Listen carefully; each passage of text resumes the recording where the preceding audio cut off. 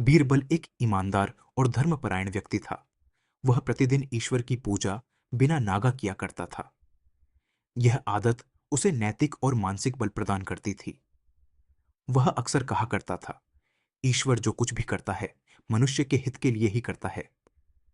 कभी-कभी ऐसा प्रतीत होता है कि ईश्वर हम पर कृपा नहीं कर रहा, पर ऐसा नहीं होता। कई बार तो हम उसकी दी हुई सौगात को भी शाप मानने की गलती कर बैठते हैं। वह हमें थोड़ी पीड़ा इसलिए देता है ताकि हमें बड़ी पीड़ा से बचा सके। एक दरबारी को बीरबल की यह बातें बिल्कुल पसंद नहीं आती थीं। एक दिन वही दरबारी दरबार में बीरबल से बोला, देखो, ईश्वर ने मेरे साथ क्या किया। कल शाम जब मैं जानवरों के लिए चारा काट रहा था, तो अचानक मेरी छोटी उंगली कट गई। क्या अब भी तुम कहोगे कि ईश्वर ने यह मेरे भले के लिए किया है? कुछ देर चुप रहने के बाद बीरबल ने शांत स्वर में जवाब दिया, मेरा विश्वास अब भी यही है कि ईश्वर जो कुछ भी करता है, मनुष्य के हित में ही करता है। दरबारी बीरबल की इस बात से नाराज हो गया। उसने सोचा कि उसकी पीड़ा को समझने के बजाय बीरबल उसमें भी अच्छाई देख रहा है। कुछ अन्य दरबारियों ने भी उसकी बात का समर्थन किया।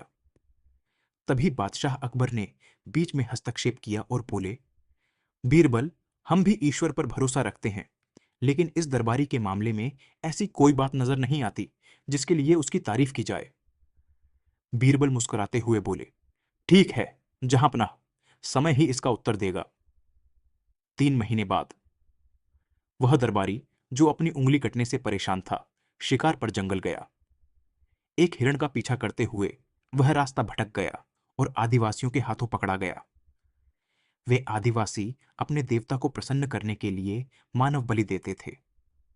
उन्होंने उसे मंदिर में ले जाकर बलि चढ़ाने का निर्णय लिया। लेकिन जब पुजारी ने उसका निरीक्षण किया, तो पाया कि उसकी एक उंगली कटी हुई है।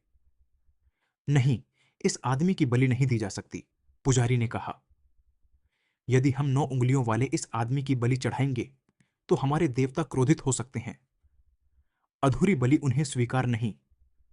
इससे हमें महामारियों, बाढ़ या सूखे का सामना करना पड़ सकता है। इसलिए इसे मुक्त कर देना ही उचित होगा। इस तरह आदिवासियों ने उस दरबारी को छोड़ दिया।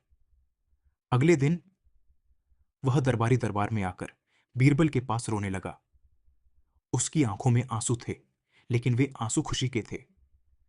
तभी बादशाह अकबर दरबार में आए और उस दरबारी को रोते देख हैरान रह गए।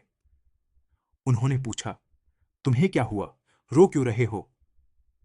दरबारी ने अपनी आप बीती विस्तार से सुनाई और कहा, अब मुझे यकीन हो गया है कि ईश्वर जो कुछ भी करता है, मनुष्य के भले के लिए ही करता है। अगर मेरी उंगली न कटी होती, तो आदिवासी मुझे बलि चढ़ा देते। यह सोचकर मैं खुशी से रो रहा हूं। बीरबल के ईश्वर पर विश्वास को संदेह की दृष्टि से देखना मेरी सबसे बड़ी भूल थी।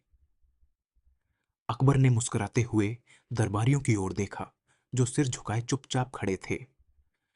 उन्हें गर्व महसूस हुआ कि बीरबल जैसा बुद्धिमान व्यक्ति उनके दरबार में है।